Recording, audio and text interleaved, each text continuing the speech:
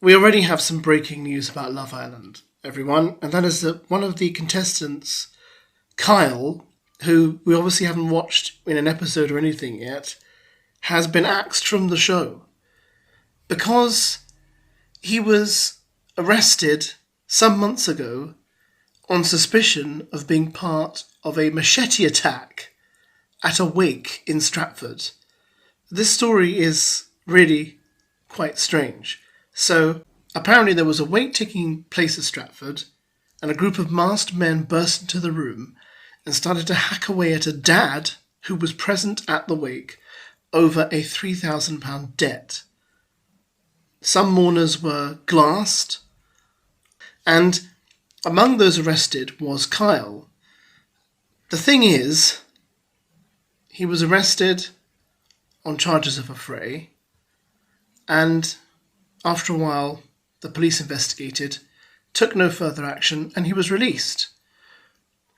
So, from the newspaper reports I've read, it's quite difficult to ascertain whether he actually was involved in any way, or whether he was a bystander, or I don't know what was going on.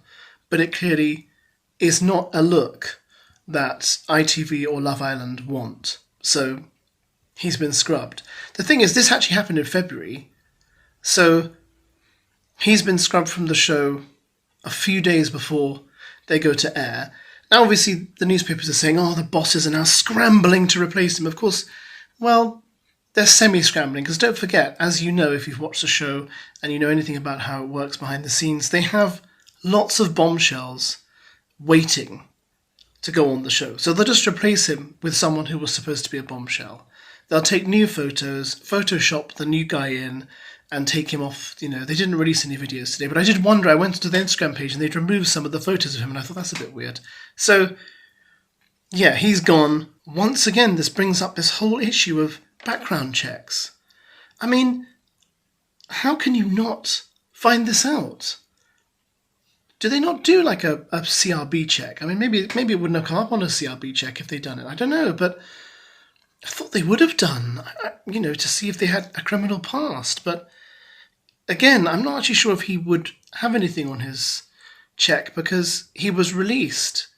So maybe that's why. I'd like to hear his side of the story, but it's not a good look. We've barely started, and someone's already been kicked off the show.